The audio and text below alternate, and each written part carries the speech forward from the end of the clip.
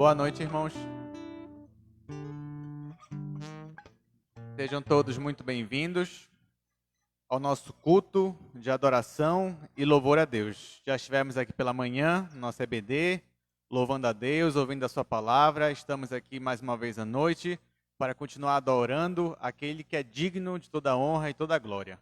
Vamos nos colocar de pé, irmãos. Vamos abrir nossas Bíblias no Evangelho de João, capítulo 12, versículo 12. João, capítulo 12, versículo 12.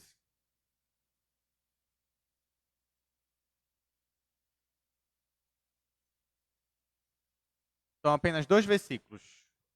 João 12, a gente vai ler o 12 e o 13.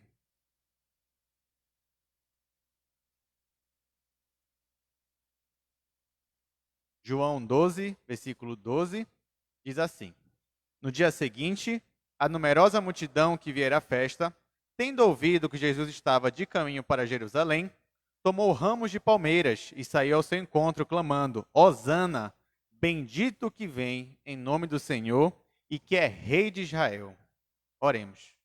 Obrigado, Senhor, pela salvação que Tu nos dá por meio do Teu Filho, nosso Senhor Jesus Cristo.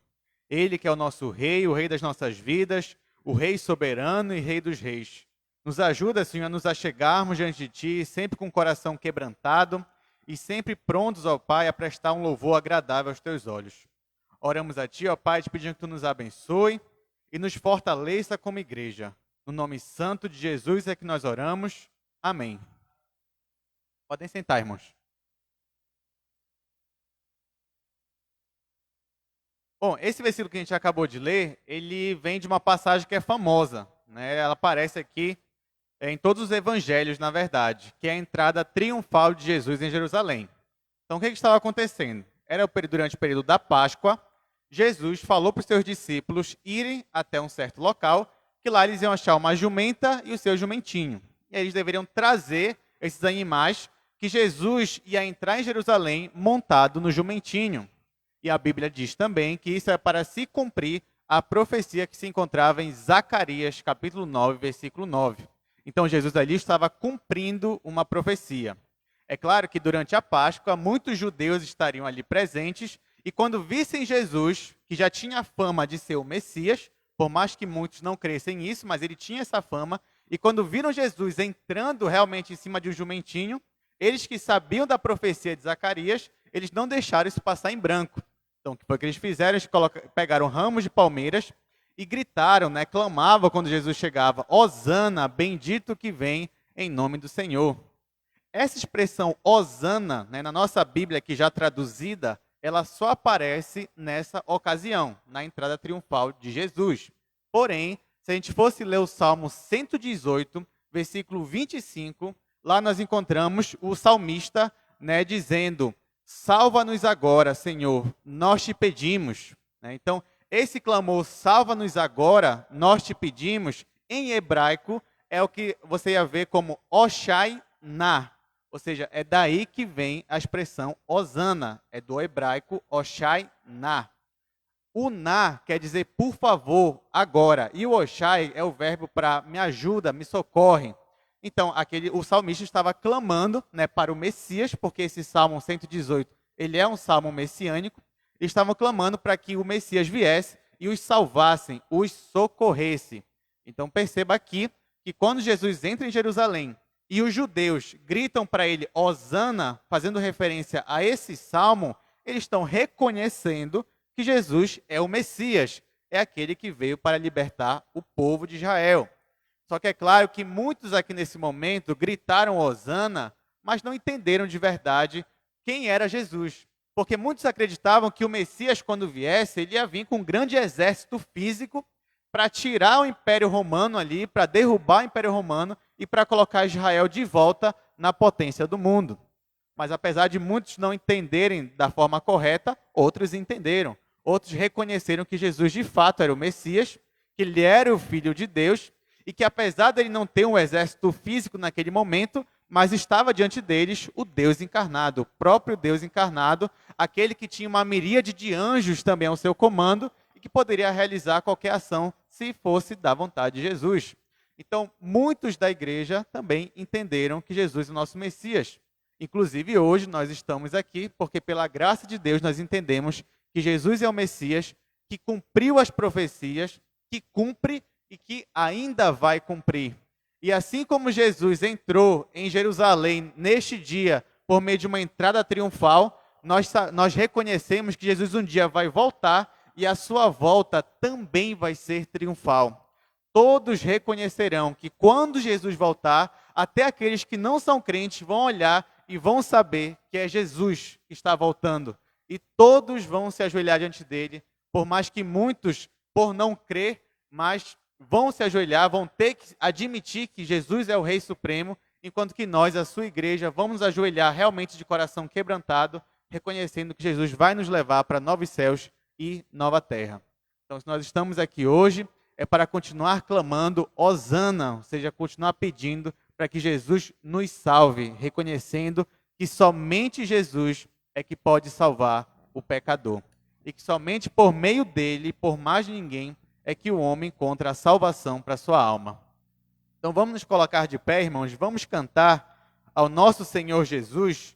Vamos cantar primeiro que Ele é a nossa estrela da manhã, o Cordeiro Santo que nos trouxe a paz.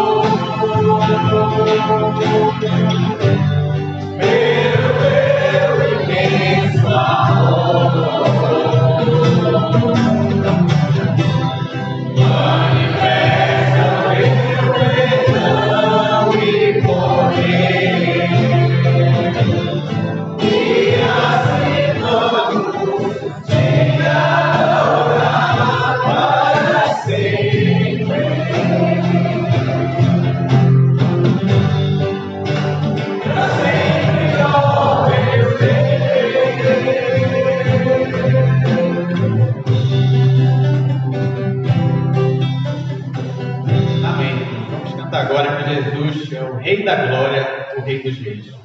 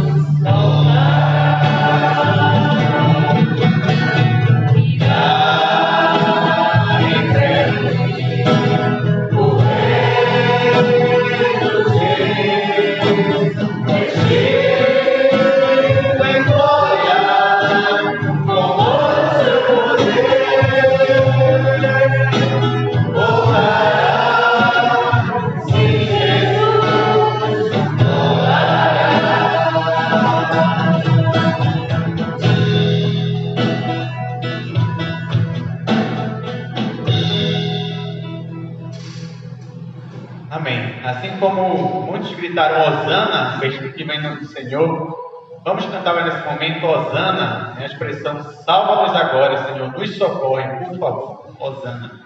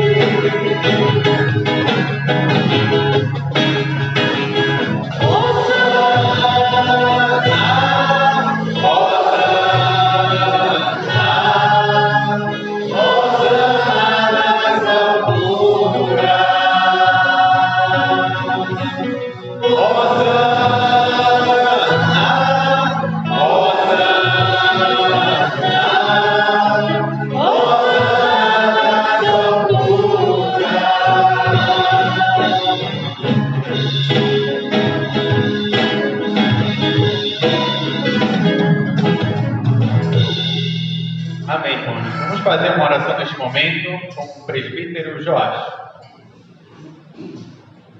Santo Deus, amado Pai, grato somos, Senhor, por mais um privilégio de podermos estar na Tua casa, de podermos estar nos Teus altares, cantando os Teus louvores, exaltando, Senhor, o Teu santo nome, Pai.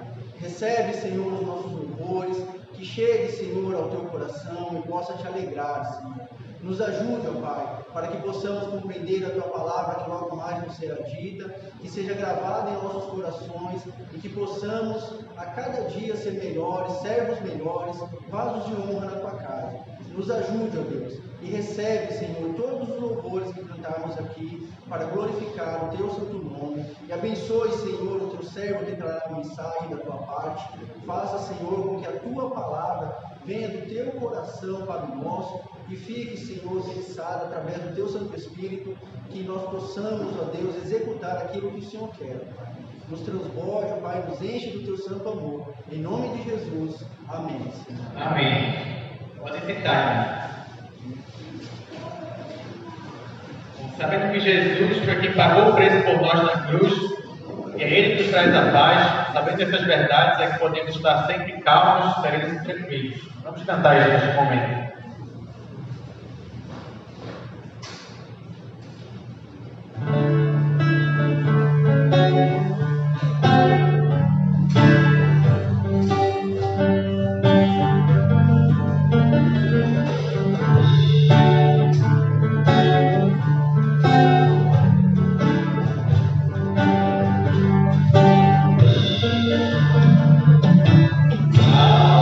Sereno, tranquilo.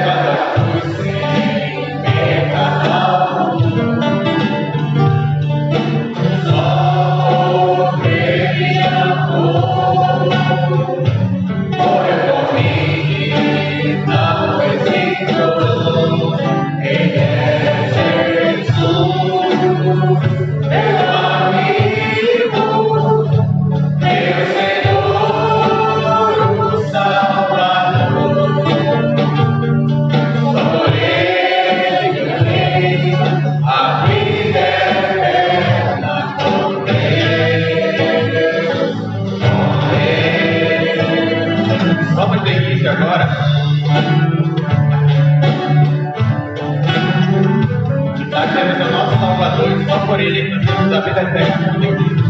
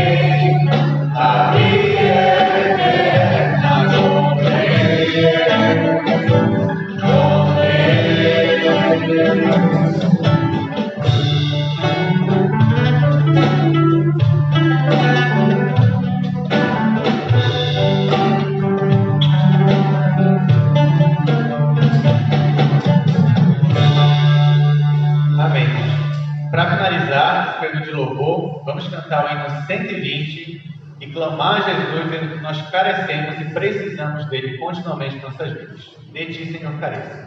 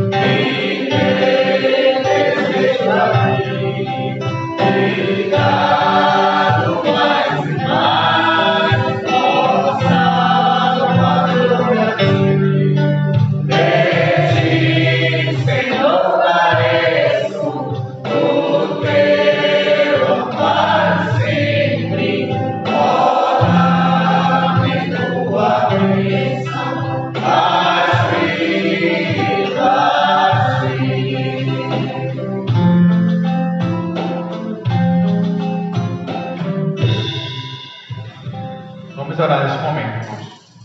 Santo e eterno Deus, muito obrigado, Pai, por esse privilégio que nós temos de, com a nossa voz, estar te louvando e engrandecendo, Senhor, o teu nome. Possamos, ó Pai, proclamar sempre o teu evangelho e proclamar, Senhor, sempre a dependência que nós temos de ti. Obrigado, Senhor, pelo teu Espírito Santo que nos guia e continua, Pai, por favor, nos encaminhando conforme a tua palavra. Neste momento, ó Pai, te pedimos que tu abençoe teu servo, que irá trazer a palavra esta noite, e que todos nós, ó Pai, ouvintes nesta noite, possamos não só ouvir, mas principalmente praticar a tua palavra. Coloca, Senhor, a tua palavra em nossos corações e em nossas mentes. E que sejamos, Senhor, por favor, servos teus piedosos, crentes mais fervorosos, pessoas que te buscam, Senhor, de todo o coração. Tende, ó Pai, misericórdia de nós e fortalece a tua igreja. Nós oramos a ti, Senhor, no nome do nosso Senhor Jesus. Amém. A palavra está com o pastor.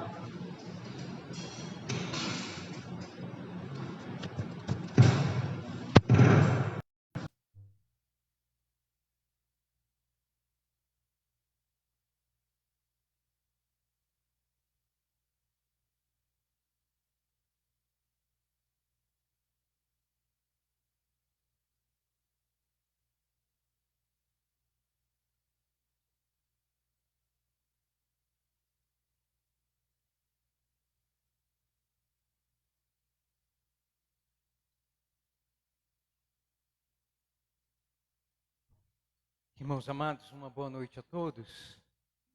Que a graça e a paz de Cristo reine no coração de cada irmão e irmã aqui presente. Amém. Nós estamos, irmãos, fazendo a exposição do capítulo 6 de Isaías. Não é a primeira vez que a humanidade passa por um período de pandemia. Nós estamos enganados se achamos que somos a primeira geração que passamos por um momento desse. Não. Houve momentos na história, desde que Cristo profetizou no capítulo de número 24 de Mateus, Marcos, capítulo de número 13, e no Evangelho de João, capítulo de número 21, nós vamos observar que Cristo, ele nos ensina acerca dos sinais dos fins dos tempos. E um dos sinais é justamente epidemias. Nós estamos vivendo esse período que tem conturbado a humanidade, entristecido famílias, tem também prostrado muitos cristãos que abandonaram a sua vida espiritual, a sua devoção com Deus, afetando não somente fisicamente as pessoas pegaram o coronavírus, mas elas não se impactaram simplesmente fisicamente. Mas essa doença terrível, que cremos ser um dos sinais também da vinda do Filho do Homem, impactou espiritualmente, emocionalmente as pessoas. Nós vemos várias pessoas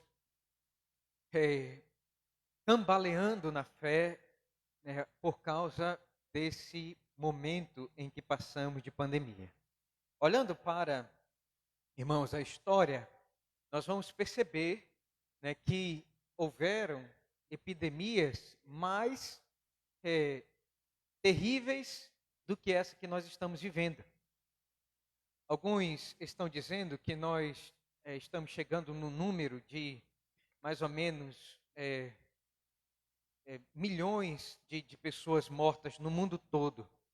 Nós lembramos, no século XIV, a peste negra, que dizimou quase que metade da população da Europa. Foi muito mais terrível, muito mais terrível. E nós encontramos Martinho Lutero escrevendo para a igreja naqueles dias, orientando de como o crente deve agir em meio a epidemia. E ele vai escrever dizendo que os cristãos não deveriam fugir da epidemia, mas deveriam, com todas as suas forças, ajudar o seu próximo. Os pastores, a liderança da igreja não deveriam deixar de visitar os doentes, eles deveriam ser os primeiros a dar exemplo, e Martinho Lutero vai dizer, irmãos, que ajudar, né, o próximo era como se estivesse cuidando do próprio Cristo. Ele vai usar o texto de Mateus, capítulo de número 25. Vamos abrir, por favor? Mateus, capítulo de número 25.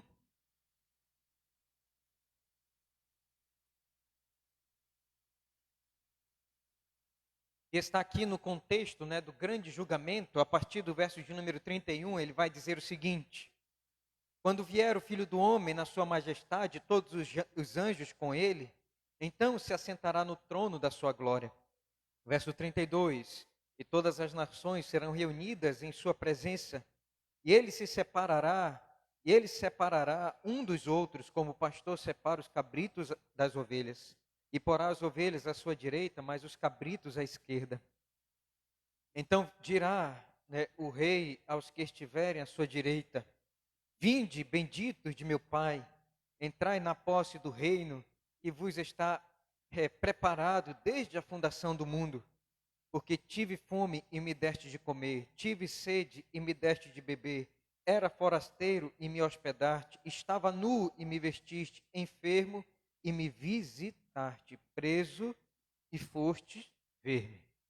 Perceba então que Martinho Lutero, ele usa esse texto aqui do Evangelho, dizendo que o cristão, ele tem a obrigação, né, de ser o primeiro a cuidar dos enfermos, né, a ser o primeiro, por amor ao próximo e por amor a Deus, continuar servindo a humanidade.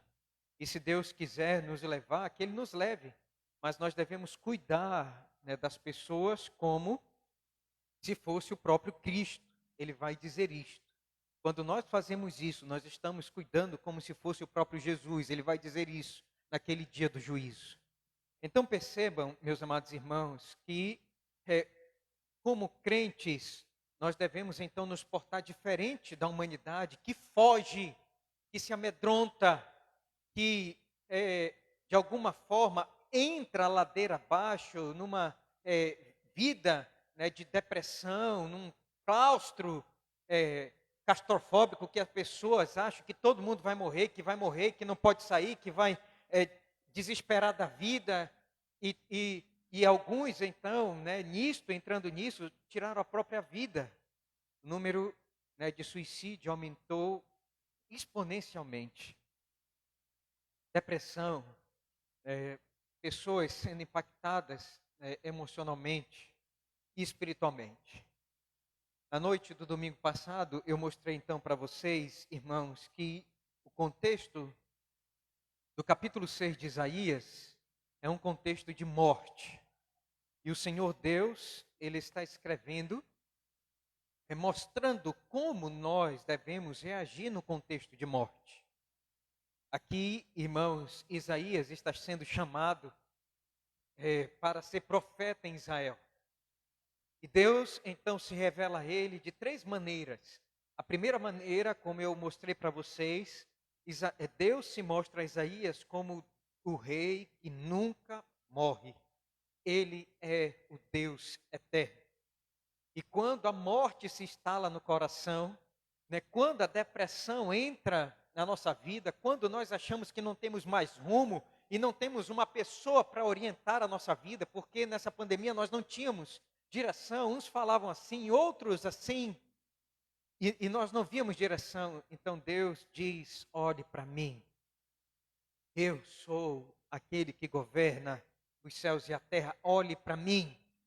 Eu sou o rei que nunca morre e estou assentado no meu alto sublime trono, dirigindo a vida dos seres humanos, dirigindo a corte celestial.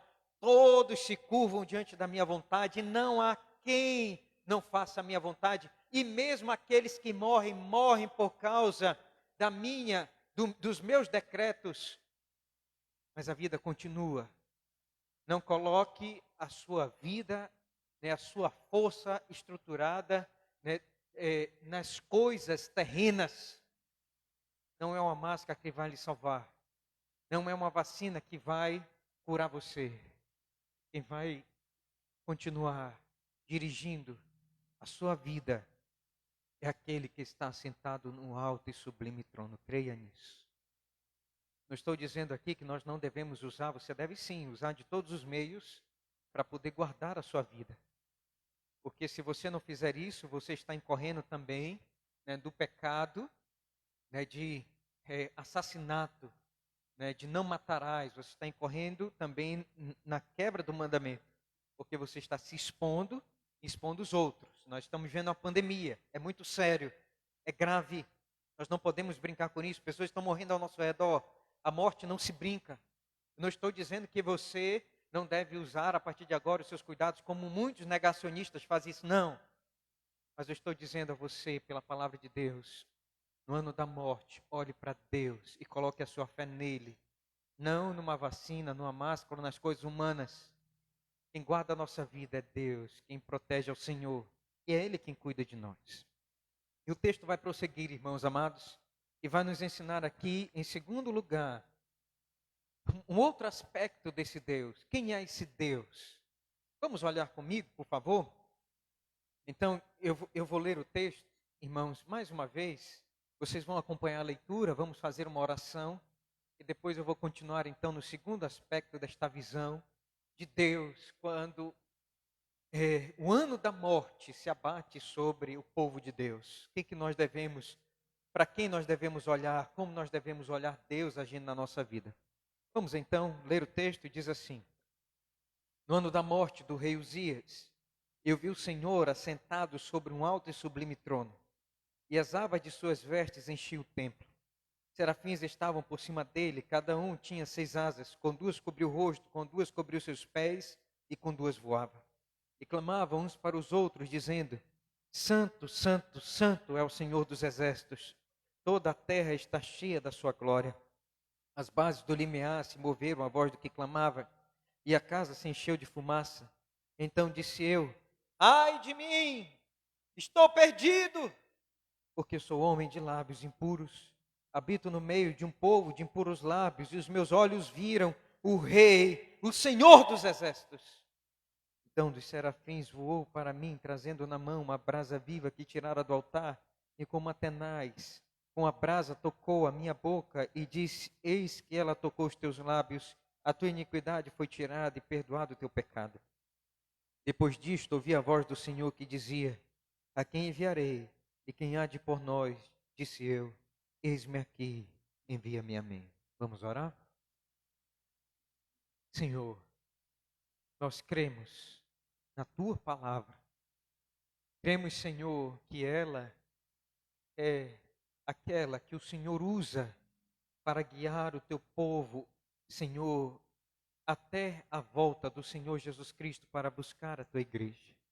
Senhor, nós dependemos, Senhor, da tua palavra para viver e para agir e saber como agir aqui na terra. Por isso, Senhor, por favor, abençoa-nos. Permite, Senhor, que sejamos ensinados.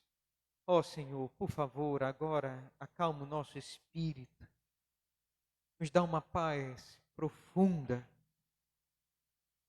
E nos ajuda, Senhor, agora a ouvir a tua santa voz falando ao nosso coração. Nós pedimos, nós oramos, imploramos, no nome de Jesus. Amém. Irmãos, como é que Deus se revela a nós no ano da morte? Como é que Deus se mostra a nós? E qual é a visão de Deus que nós devemos ter para prosseguir a nossa vida? Em segundo lugar, irmãos, eu queria então ver com vocês nesta noite um Deus que é um Rei Santo. Vejam comigo, por favor, verso de número 2 e 3. Vamos ler todos juntos? Serafins estavam por cima dele. Cada um tinha 6 asas. Com 2 cobriu o rosto, com 2 cobriu seus pés, e com 2 voava. E clamavam uns para os outros, dizendo: Santo, Santo, Santo é o Senhor dos exércitos.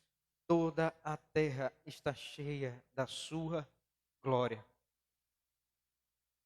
O profeta Isaías, irmãos, vai registrar que esse Deus que se mostra a nós, ele não é somente um Deus eterno, que nunca morre, que nunca passa. Ele também é um Deus 3 vezes santo. Percebam no verso de número 3, que ele vai dizer: Santo, Santo, santo é o Senhor dos exércitos. Esse Deus é 3 vezes santo. E a santidade de Deus, meus amados irmãos, vai nos mostrar aqui algumas coisas que ela exige. Em primeiro lugar, ela exige adoração. Percebam comigo, por favor, o que os anjos, os serafins estavam fazendo? Verso de número 2. Serafins estavam por cima dele, cada um tinha 6 asas, com 2 cobriu o rosto, com 2 cobriu os pés, seus pés, e com 2 voava.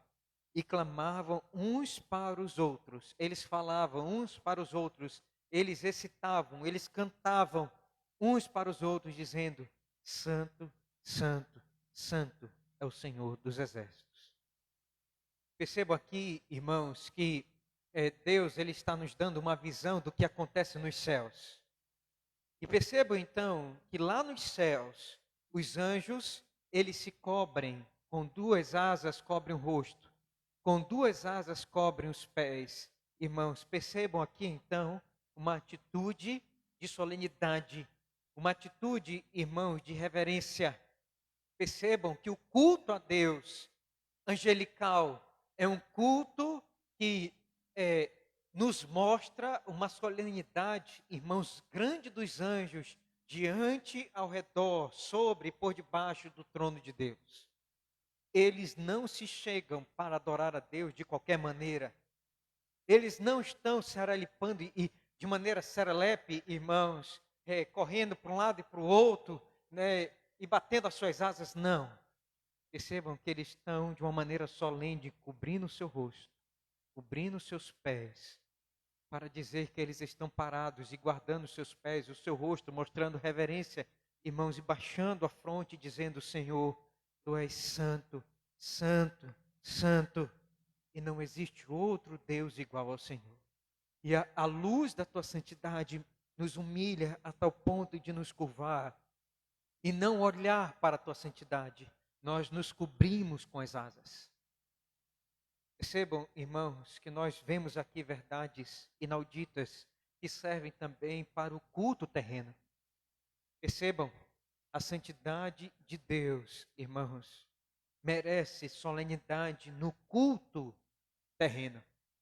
Todos nós que chegamos para adorar a Deus, devemos entender que há uma preparação dos pés, uma preparação dos rostos. Nós devemos nos preparar para chegar diante, irmãos, da adoração desse Deus que nós adoramos aqui na terra, de uma maneira solene, de uma maneira, irmãos, preparada, de uma maneira reverente. Assim como os anjos adoram a Deus na glória, nós devemos também entender e analisar isso e perceber, irmãos, como é que está sendo a nossa adoração a Deus na terra. Não pode ser um culto aonde, irmãos, Deus, ele não é reverenciado. Onde as pessoas ficam pulando de maneira louca, né, onde não há ordem, onde, irmãos, não há, né, uma liturgia que mostra a solenidade do culto e cada um faz da maneira que quer, achando que pode se apresentar da maneira com a qual quer. Não. Percebam, quando nós temos a visão de um Deus santo, nós vamos adorar Ele de maneira solene, reverente, ordenada. Percebam, meus amados irmãos, que pessoas que entram na igreja para adorar e cultuar a Deus, que ficam saindo, se levantando, atendendo o celular, não prestam atenção nos louvores, não são impactados, né, pela a luz da palavra de Deus cantada e nem pregada, chegam atrasados na igreja.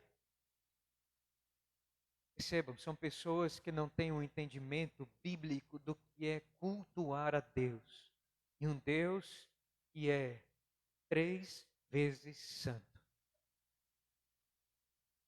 Há uma seriedade que deve, irmãos, nos levar a vir à casa de Deus e nos prostrar e solenemente, reverentemente nos preparar para adorar um Deus que merece um culto feliz, alegre, fervoroso, mas ao mesmo tempo solene, porque nós somos pecadores e não merecemos estar diante de Deus. Ah, quem merece estar diante de Deus? E quem pode aqui estar diante de Deus?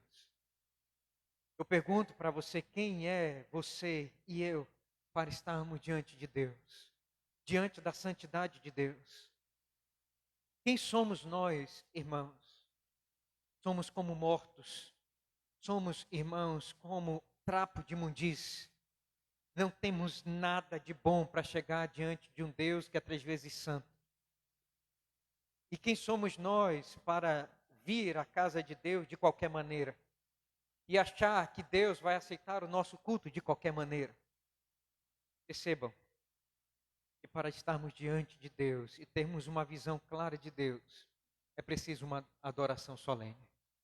Mas eu quero mostrar aqui para vocês uma segunda atitude, irmãos, que esse texto nos mostra, também diante da visão desse Deus que é 3 vezes santo, que é uma confissão aberta, irmãos, dos nossos pecados para Deus. Olhe comigo, por favor. Vamos ler todos juntos, verso de número 4. Leiamos. As bases do limiar se moveram à voz do que clamava e a casa se encheu de fumaça. Que casa é essa aqui? O templo. Percebam que Isaías foi até o templo chorar a morte do rei Uzias. Era um ano da morte. Todos estavam desconsolados. O caos entrou no coração do povo. Eles começaram a prantear a morte do rei. Eles estavam sem aquele que dava, irmãos, o norte para o povo. Eles achavam que a vida deles havia acabado. Perceba então que Deus vai se apresentar no templo para Isaías. O templo ele vai se mover, a estrutura do templo vai se sacudir e o templo vai se encher de fumaça. Enche de fumaça. Ele vai ter uma visão desse Deus que está sentado no seu trono de glória, que nunca morre. E ele vai ter essa visão desse Deus santo, de anjos adorando ao redor do trono, solenemente. E ele então, irmãos, vai fazer a seguinte exclamação no verso de número 5. Então disse eu, ai de mim, estou perdido, porque sou homem de lábios impuros. Habito no meio de um povo de impuros lábios, e os meus olhos viram o Rei, o Senhor dos Exércitos. Então dos serafins voou para mim, trazendo na mão uma brasa viva que tirara do altar, como Atenais, com a brasa tocou a minha boca e disse, eis que ela tocou os teus lábios, a tua iniquidade foi tirada e perdoado o teu pecado. Percebam, meus amados irmãos, em segundo lugar, que a visão de um Deus santo deve nos levar a um culto, uma adoração, irmãos, ordenada, solene, que deve também nos levar, irmãos, ao entrar na casa de Deus, uma atitude de confissão de nossos pecados. Nós entendemos agora, irmãos, o porquê Deus muitas vezes não ouve nossas orações, não ouve a nossa adoração. Sabe por quê? Porque Deus não aceita uma adoração, uma vida devocional envolvida em pecado. É quando nós, irmãos, sentimos que as nossas orações não passam da parede, do teto. Deus não aceita, irmãos, vida que não está sendo santificada. Não há relação entre Deus e uma vida pecaminosa. Deus não aceita. E percebam aqui, Isaías precisou se jogar no chão, abrir os braços, colocar a boca no pó e dizer, ai de mim, ai de mim, ai de mim. Percebam que ele confessou seus pecados. E em segundo lugar, irmãos, nós vamos ver aqui que depois de ele confessar os pecados da sua boca, que vem do seu coração, que emanam de um coração impuro, que sai pela boca, todo o seu comportamento mau, percebam, ele confessa diante de Deus, ele abre o seu coração e diz, Senhor, eu não posso estar diante de Ti, eu não posso me chegar ao Senhor dessa maneira. E ele vai dizer aqui, meus amados, então, que quando Deus ouviu essa confissão, ele mandou então um serafim descer com uma brasa viva que tirara do altar o fogo e tocou nos lábios dele e o purificou, assim como o fogo purifica a prata, o ouro. Então Deus mandou fogo, uma brasa viva, e tocou nos lábios e o purificou.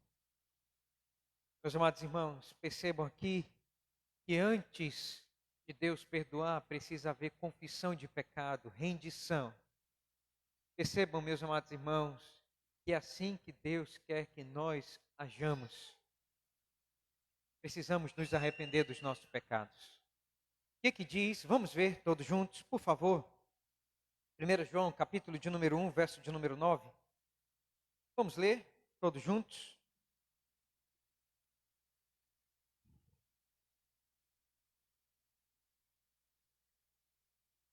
João, capítulo de número 1, versículo de número 9. Vamos ler a uma só voz. O que diz o texto? Vamos ler?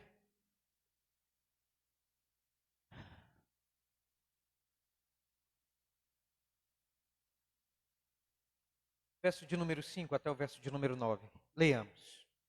Ora, a mensagem que da parte dele temos ouvido e vos anunciamos é esta: que Deus é luz, e não há nele treva nenhuma. Se dissermos que mantemos comunhão com ele e andarmos nas trevas, mentimos e não praticamos a verdade. Se, porém, andarmos na luz, como ele está na luz, mantemos comunhão uns com os outros, e o sangue de Jesus, seu Filho, nos purifica de todo pecado. Percebam que para nós andarmos na luz da santidade de Deus e não nas trevas dos nossos pecados, é preciso que Cristo nos purifique com o seu sangue. Deus não manda mais serafins descendo para tocar na boca, na vida, no coração nosso. Deus mandou agora o seu Filho, e ele veio sozinho, ele desceu sozinho, ele foi até aquela cruz sozinho, por causa dos meus e dos seus pecados, e derramou o seu sangue para nos purificar dos nossos pecados. Ele era a luz dos homens, mas os homens amaram mais as trevas do que a luz. E o apóstolo João vai dizer: se porém andarmos na luz, como ele está na luz, mantemos comunhão uns com os outros, e o sangue de Jesus, seu Filho, nos purifica de todo pecado. Não há outro meio de vivermos uma vida purificada se Jesus não perdoar e nos lavar pelo seu sangue de todos os nossos pecados. Verso 8, vamos ler? Se dissermos que não temos pecado nenhum, a nós mesmos nos enganamos. A verdade não está em nós. Se confessarmos os nossos pecados, ele é fiel e justo para nos perdoar os pecados e nos purificar de toda a injustiça. Percebam, irmãos amados, que você diz que não tem nenhum pecado. A verdade não está em você. Por isso, quando nós vimos adorar a Deus, nós devemos analisar o nosso coração de maneira solene e dizer: Senhor, será que eu estou preparado para prestar culto ao Senhor? Senhor, será que eu estou bem? Senhor, será que eu me encontro perfeitamente habilitado diante, Senhor, do trono da Tua graça em Cristo Jesus para apresentar a minha adoração ao Senhor? Senhor, eu sei que eu sou 3 vezes pecador. Eu tenho pecado, Senhor, eu tenho pecado muito. Mas, Senhor, por favor, conforme diz a Tua palavra, eu quero confessar os meus pecados. Eu quero pedir ao Senhor, em Jesus, o Senhor me lave e me ajude a me apresentar neste domingo, no dia do Senhor, pronto para adorar com coração sincero e puro ao Senhor. Foi isto, meus amados irmãos, que levou Davi a orar no Salmo de número 51. Vamos ver? Por favor, abra comigo. Davi estava com medo, irmãos, de perder a presença do Espírito Santo na sua vida, por causa do adultério que cometeu e do lamaçal de pecado que ele estava vivendo, ele pensava que Deus ia punir tirando o Espírito Santo dele. Ah, se Deus tirar o Espírito Santo da nossa vida, irmãos, já era. Já era. Por isso que o autor Hebreus vai dizer que muitos conheceram a verdade. Mas, irmãos, quando Deus tira o Espírito Santo, as pessoas não voltam mais para o Evangelho, não voltam mais para uma vida consagrada a Deus. E Davi tinha cometido adultério e assassinato. E ele vai escrever esse salmo, irmãos, baseando a sua vida e baseando esse salmo, irmãos, estruturando essa sua oração nas misericórdias de Deus. Ele sabe que a única causa de nós não sermos consumidos são as misericórdias de Deus.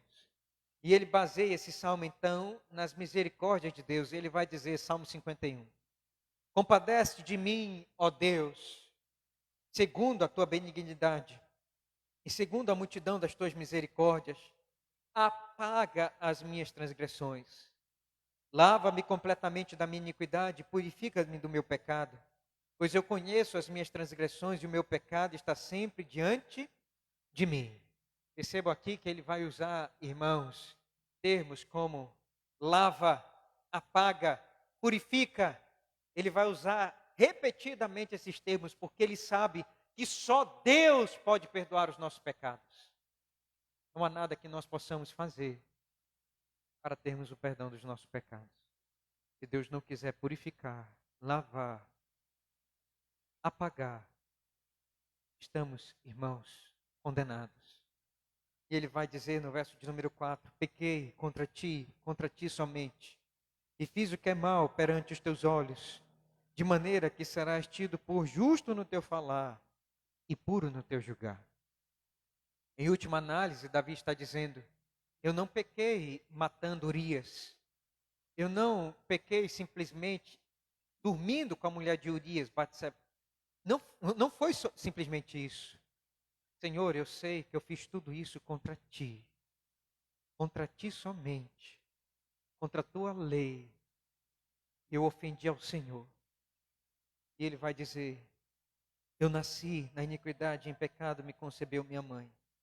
Eis que te comprases, na verdade, no íntimo e no recôndito me fazes conhecer a sabedoria. Purifica-me com esopo e ficarei limpo. Lava-me e ficarei mais alvo que a neve. Faz-me ouvir júbilo e alegria, para que exulte os ossos que esmagaste. Ele sente que a sua vida espiritual, ela foi esmagada. Esconde o rosto dos meus pecados, verso 9, e apaga as minhas transgressões. E ele vai dizer, cria em mim, ó Deus, um coração puro, e renova dentre mim um espírito inabalável. Somente Deus pode fazer isso. Somente Deus. E ele vai dizer, não me repulses da tua presença, nem me retires o teu Santo Espírito. Percebam, irmãos, que essa daqui é uma das poucas vezes que aparece no Antigo Testamento a expressão Santo Espírito. E ele tinha o temor de que os seus pecados o levassem para longe de Deus. E Deus, irmão, chegasse a tal ponto de retirar o Espírito dele, como ele fez com Saul. Deus retirou o espírito de Saul. E quando Deus faz isso, já é tarde demais. Percebam então que Isaías, irmãos, ele clama, Senhor, eu sou pecador, ai de mim, ele exclama. E ele precisa então ser purificado, e só há um que pode purificar os nossos pecados, e esse é Deus. Ele é quem apaga. É Jesus que nos limpa pelo seu santo sangue. É Jesus. E percebam então, que vai dizer aí, versos 6 e 7. Então dos serafins voou para mim, trazendo na mão uma brasa viva que tirara do altar como Atenais, e com a brasa tocou a minha boca, e eis que ela tocou os teus lábios. A tua iniquidade foi tirada, e perdoado o teu pecado. Irmãos amados, isso nos leva para 1 Pedro. Esse texto é maravilhoso irmãos, eu sempre menciono ele para que nós percebamos, irmãos, a seriedade da santidade. 1 Pedro, capítulo de número 1, verso de número, irmãos, 14, vai dizer assim. Vamos ler todos juntos? 1 Pedro, capítulo 1, verso 14. Como filhos da obediência, não vos amoldeis as paixões que tinhas anteriormente na vossa ignorância. Pelo contrário, segundo é santo aquele que vos chamou, tornai-vos santos também vós mesmos em todo o vosso procedimento, porque escrito está: sede santos, porque eu sou santo. Ora, se invocais como Pai aquele que sem acepção de pessoas julga segundo as obras de cada um, portai-vos com temor durante o tempo da vossa peregrinação, sabendo que não foi mediante coisas corruptíveis como prata ou ouro, que fostes resgatados do vosso fútil procedimento, que vossos pais vos legaram, mas pelo precioso sangue, como de cordeiro, sem defeito e sem mácula, o sangue de Cristo, conhecido com efeito antes da fundação do mundo, porém manifestado no fim dos tempos, por amor de vós, que por meio dele tendes fé em Deus, o qual ressuscitou dentre os mortos e lhe deu glória, de sorte que a vossa fé e esperança estejam em Deus. Percebam, você não foi comprado de uma vida de pecado pelo preço de pão da padaria, de feijão, de arroz. Você foi comprado pelo preço do sangue de Cristo.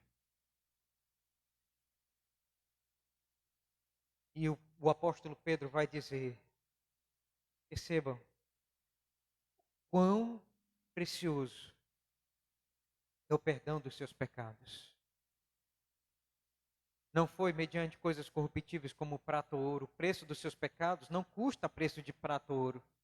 Custou o preço da morte do Filho de Deus. Eu quero finalizar aqui dizendo, irmãos, então, esse ponto. Será que os seus pecados valem a pena? Será que os seus pecados valem a pena? Quando você tem uma coisa muito preciosa, como é que você trata ela? Quando você compra um celular Galaxy 20 ou um Apple, né? Como é que você cuida do celular? Um carro novo, como é que você cuida? Uma roupa nova, um relógio novo, como é que você cuida? Se custou muito caro, mais cuidado você vai ter ainda com essa coisa. Quero então, irmão, dizer para você que todo crente tem que entender que a coisa mais preciosa na sua vida é a sua vida de santidade. É a sua santificação. É uma vida santa, é a coisa mais cara que você tem. Quando nós começamos a lamear, a sujar, a pinchar com os nossos pecados, a nossa vida santa, porque nós estamos tendo uma consciência muito pequena de quanto custou a nossa salvação. E minimizando aquilo que Cristo Jesus fez na cruz do Calvário por nós. Irmãos amados, não há outra coisa mais séria, mais preciosa do que a sua vida santa. Irmãos amados, a santidade deve ser o ornamento da sua vida. Nada deve embelezar mais você do que uma vida santa.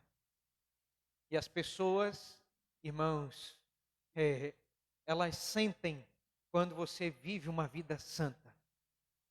Você é uma pessoa diferente. Você age de maneira diferente. As pessoas notam no seu semblante uma pessoa totalmente diferente das mundanas, das pessoas carnais. você é um crente que tem luz, porque aquele que vive na luz, ele resplende a luz. Abra comigo, por favor, para Mateus, capítulo, irmãos, de número 5.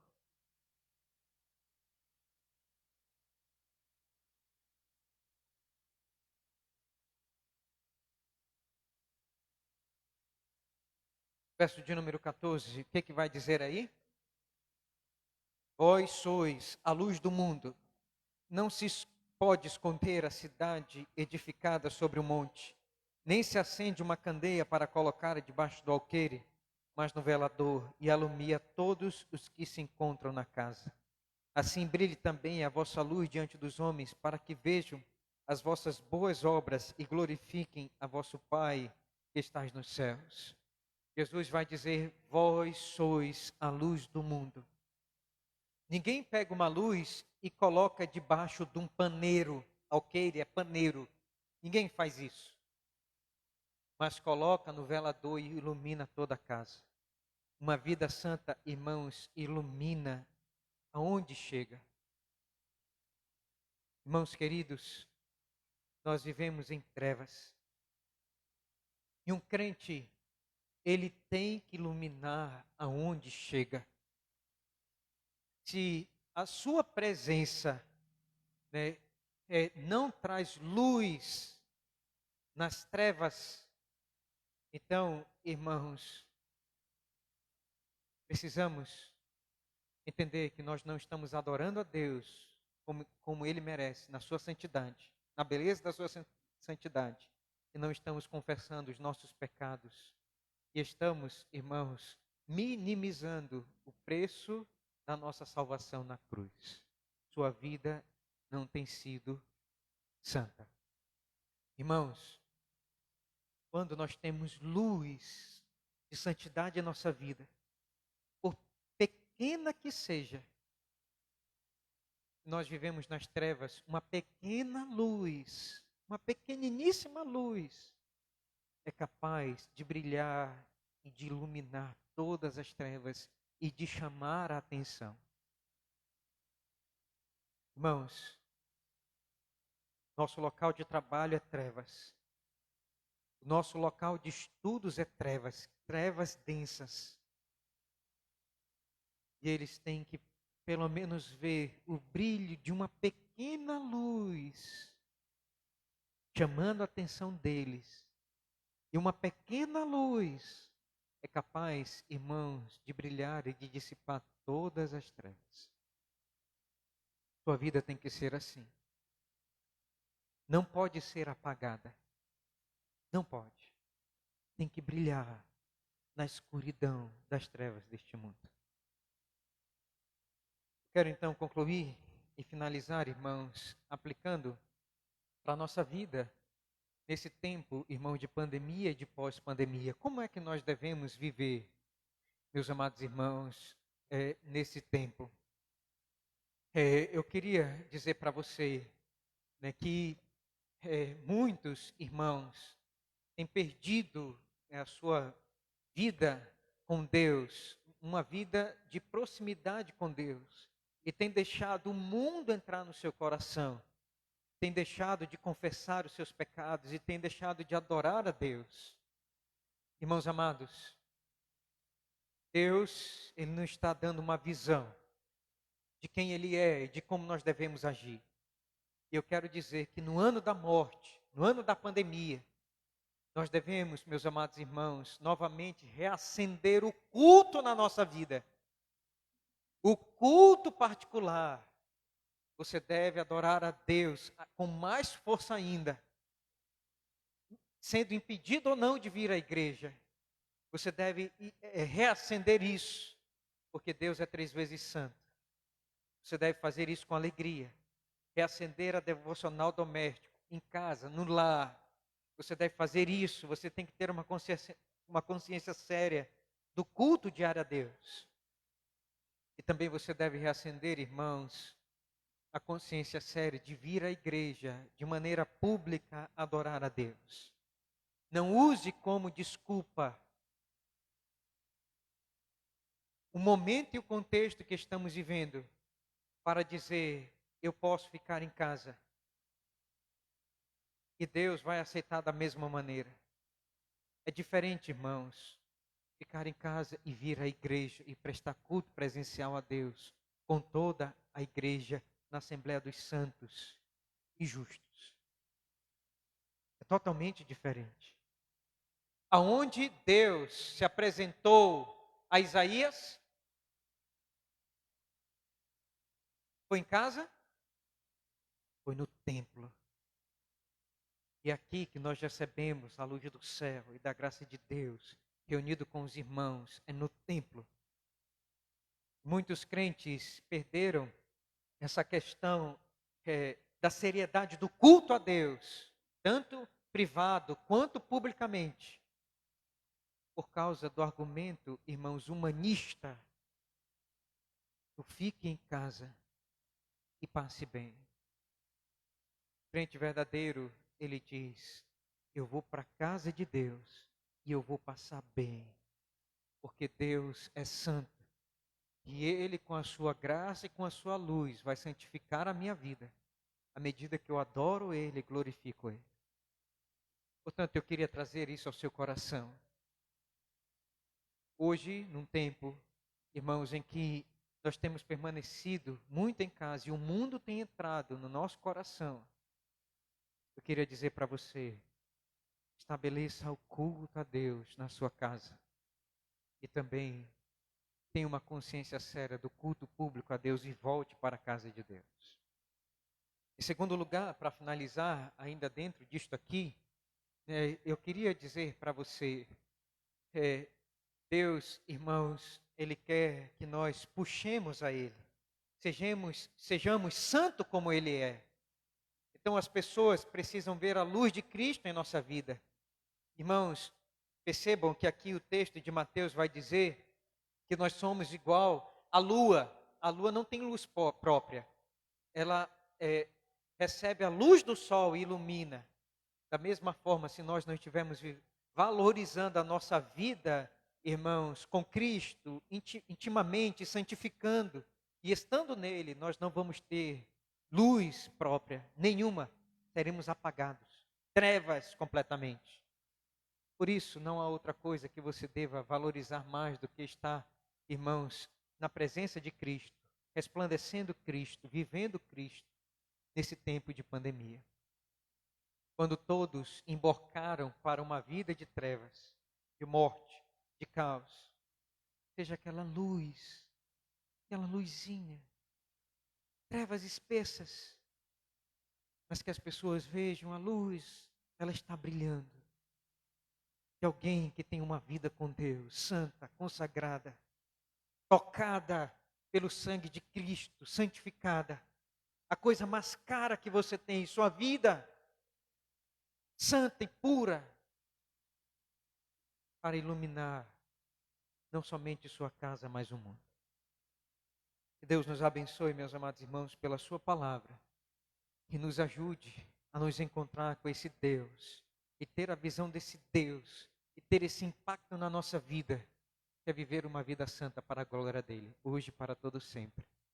Amém. Vamos orar. Feche os seus olhos. Peça a Deus ajuda.